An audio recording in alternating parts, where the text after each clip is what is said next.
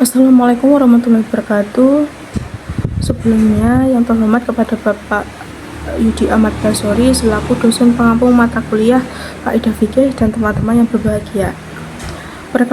Perkenalkan, nama saya Akila Erina Igasari dari kelas SMP 24 dengan NIM 102240009. Nah, pada video kali ini saya akan menjelaskan materi tentang kaidah asasi 1, kaidah tentang niat yang berbunyi al-umuru bimaqasidiha. Langsung saja dari poin yang pertama, yaitu pengertian dari kaidah tentang niat.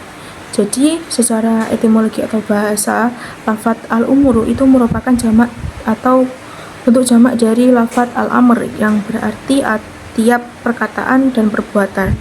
Sedangkan bimaqasidiha itu bermakna dengan suatu tujuan dari sebuah amal perbuatan dapat menyangkut sesuatu yang dapat diharapkan pahala darinya.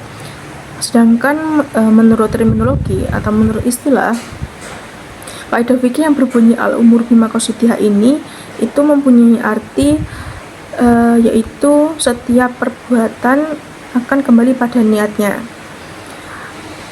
Pengertian dari kaidah ini itu berisi tentang hukum yang berimplikasi pada suatu perkara yang muncul akibat dari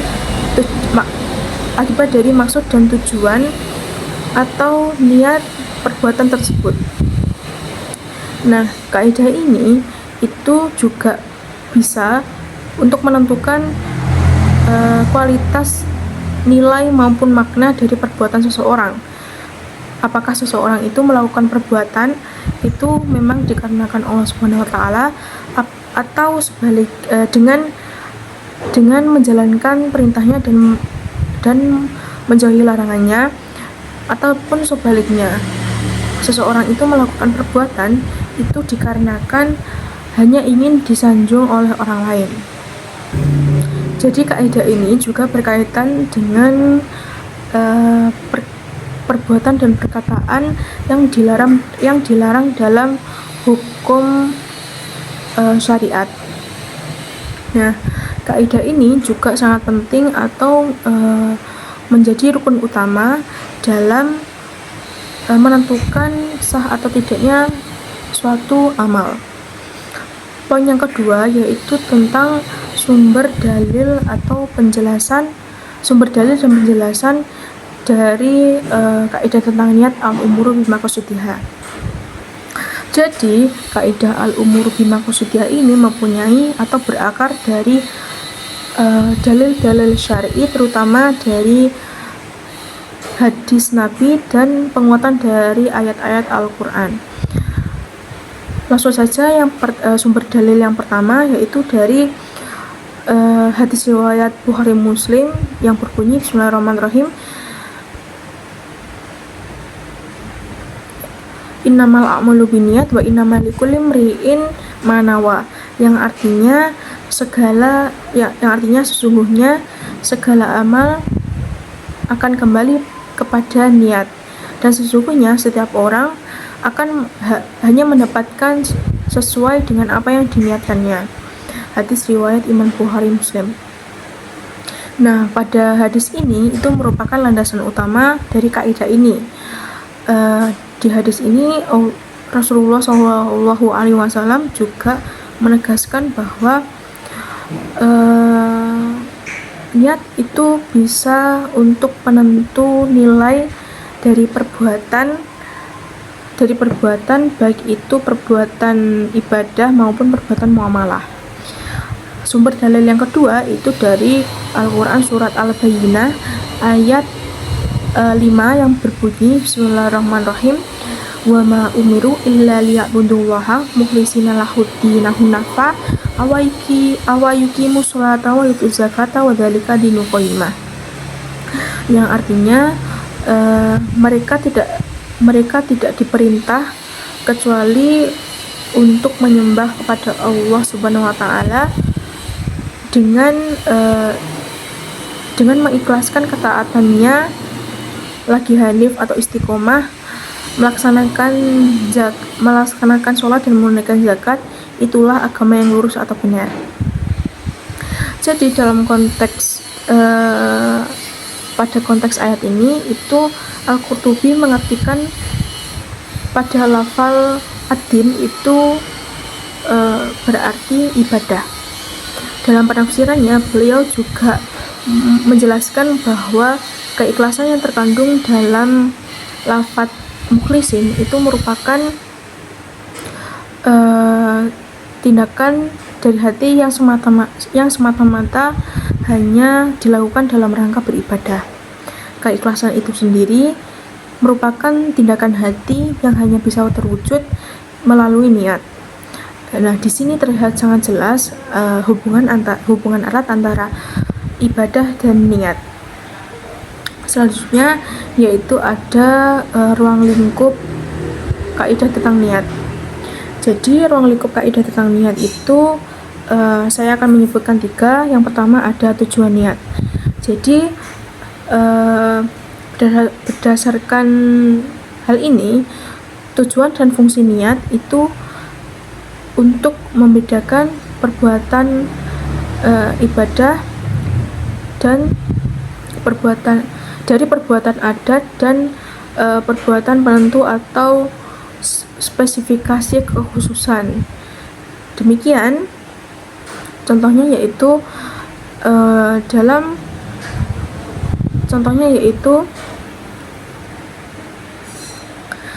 kita ketika kita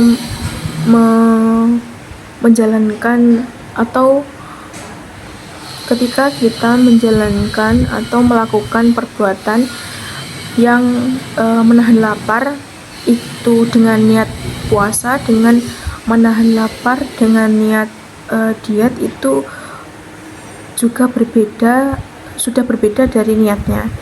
Contoh selanjutnya yaitu ketika kita ketika kita ingin bersedekah kepada fakir miskin dengan niat zakat dan dengan kita bersedekah kepada fakir miskin tetapi tanpa niat atau biasanya disebut dengan sumbangan sosial, itu juga sangat beda dari segi niat awalnya. Yang kedua itu ada persoalan fikih, yaitu hukum Islam tentang di bidang ibadah dan bidang muamalah. Jadi contoh dari bidang ibadah yaitu ada sholat, puasa, zakat, haji, sedekah, itikaf, dan lain-lain. Sedangkan contoh dari muamalah itu adalah ada munakahat, al-uqud atau transaksi, terus ada jinayah, dan segala perbuatan taqarrub ilallah atau mendekatkan diri kepada Allah itu merupakan bisa dikembalikan kepada kaidah ini atau pada niat awal. Ruang lingkup yang ketiga adalah segala perbuatan manusia atau perbuatan halal haram. Jadi segala perbuatan manusia itu dapat dinilai dari niat orang yang melakukannya. Nah, perbuatan itu sendiri juga harus masuk dalam kategori perbuatan yang diperbolehkan. Jika kita melakukan sesuatu yang haram tetapi niat kita ikhlas, tulus, dan baik, itu tetap tidak boleh dilakukan kecuali memang pada saat tertentu yang memang dibenarkan oleh hukum. Contohnya berbohong itu dilarang, tetapi berbohong pada saat peperangan itu diperbolehkan atau biasanya disebut dengan strategi. Nah, apa sih tujuannya? Yaitu tujuannya agar tidak bisa dikalahkan oleh musuh. Nah, contoh selanjutnya yaitu izin wali untuk menikah dengan laki-laki non-muslim dengan tujuan untuk menariknya ke dalam Islam atau mualaf, itu juga tidak dapat dibenarkan oleh hukum. atau syariat. Jadi pada kesimpulannya, melakukan perbuatan yang niatnya baik tetapi hukumnya itu mubah, itu juga sangat penting untuk dipertimbangkan efeknya. Selanjutnya yaitu poin selanjutnya yaitu cabang kaidah tentang niat. Di sini saya akan menyebutkan 3 cabang kaidah tentang niat. Yang pertama adalah an-niyatu fil ibadati syartun, yang artinya niat adalah syarat dalam sahnya ibadah. Kaidah ini menegaskan bahwa syarat utama dari seluruh bentuk ibadah itu dengan niat. Baik ibadah yang bersifat fisik atau seperti sholat dan puasa, maupun ibadah yang bersifat finansial seperti haji dan zakat. Tanpa adanya niat, maka tidak bisa atau ibadah itu tidak dianggap sah secara syar'i. Yang kedua yaitu cabang kaidah yang kedua yaitu yang berbunyi la thawaba illa binniyat. Itu artinya yaitu tidak ada pahala kecuali dengan niat. Jadi dalam kaidah ini menegaskan bahwa pahala dari Allah Subhanahu wa taala diberikan apabila dilakukan dengan niat yang ikhlas dan ibadah kepada Allah Subhanahu wa taala. Nah, kaidah ini merupakan pengembangan dari kaidah innamal a'malu binniyat, yang artinya segala amal tergantung pada niatnya. Nah, pada kaidah ini fokusnya yaitu dalam perolehan pahala, bukan pada keabsahan ibadah. Jadi ibadah itu tetap sah, tetapi tidak mendapatkan pahala jika ibadah tersebut tidak dilakukan dengan niat yang baik atau tidak ikhlas. Contohnya yaitu ketika kita melakukan ibadah sesuatu yang lahirnya itu baik tetapi batinnya itu tidak ditujukan kepada Allah, itu juga tidak sah karena hanya ingin mencari dunia ataupun karena ingin dipuji orang lain. Cabang kaidah yang ketiga yaitu innamat tu'baruna yaitu fi awali ibadati, yang artinya yang diperhitungkan adalah niat di awal ibadah. Artinya kaidah ini menjelaskan bahwa niat itu berlaku dan diperhitungkan pada saat di awal pelaksanaan ibadah, bukan di tengah maupun di akhir. Jadi jika ada perubahan niat pada saat sudah dimulainya ibadah, itu tidak akan merubah hukum ibadah kecuali pada kasus tertentu. Poin selanjutnya yaitu contoh-contoh aplikasi kaidah tentang niat. Poin yang kelima adalah contoh-contoh aplikasi kaidah tentang niat. Yang pertama itu ada aktivitas seseorang untuk menuntut ilmu syar'i, dan itu mempunyai hukum yang berbeda sesuai dengan niat orang yang melakukannya. Jadi ketika seseorang menuntut ilmu syar'i dengan tujuan untuk menghilangkan kebodohan dan ingin mencari pahala dari Allah Subhanahu wa taala, itu diperbolehkan atau sangat dianjurkan.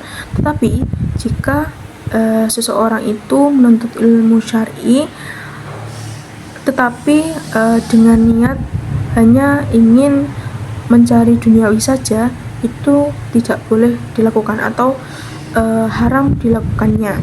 Yang kedua itu seseorang berniat untuk mengurangi makanan atau diet, itu diperbolehkan atau hukumnya mubah, kecuali mereka itu melakukan dengan tujuan untuk memadharoti dirinya atau menyakiti dirinya itu haram untuk dilakukan. Nah, ketika kita menahan lapar dikarenakan puasa sesuai dengan ketentuan syariat, itu juga sangat diperbolehkan, malah nanti akan mendapatkan pahala dari Allah Subhanahu wa taala jika dilakukan dengan ikhlas. Yang ketiga, apabila seseorang memberikan hadiah kepada orang lain, itu hukumnya boleh dengan tujuan atau dengan niat mereka sangat mencintai saudaranya, dengan niat memang karena Allah atau memang untuk mencari pahalanya Allah, itu sangat diperbolehkan, kecuali seseorang itu memberikan hadiah kepada orang lain dengan niat untuk membenarkan, dengan niat untuk membatalkan kebenaran dan membenarkan hal yang batil, itu haram baginya atau disebut riswah. Hal itu tidak boleh dalam Islam dan hukumnya haram. Yang keempat itu adalah jika kita melihat seseorang memberikan harta kepada orang lain, itu kita tidak bisa menyimpulkan hukum pemberian harta kepada orang lain tersebut. Bahwasanya di sini kita harus mengetahui dulu apa niat dari si pemberi tersebut. Di sini ada kemungkinan, yaitu tidak semua yang diberikan itu barang atau harta yang haram. Bisa jadi itu titipan, bisa jadi itu utang piutang, bisa jadi itu zakat, bisa jadi itu sedekah, dan kemungkinan yang lain. Dan bahwasanya di sini kita tidak boleh langsung mengambil kesimpulan bahwa bahwa orang lain tersebut itu melakukan hal yang haram atau kita bersuuzon kepada orang lain. Nah, adapun yang saya katakan tadi tentang bisa jadi itu titipan, bisa jadi itu zakat, bisa jadi itu sedekah dan lain-lain, itu merupakan mempunyai hukum yang berbeda-beda setiap perbuatannya. Cukup sekian presentasi dari saya, kurang lebihnya ada mohon maaf. Wali taufik walhidayah. Wassalamualaikum warahmatullahi wabarakatuh.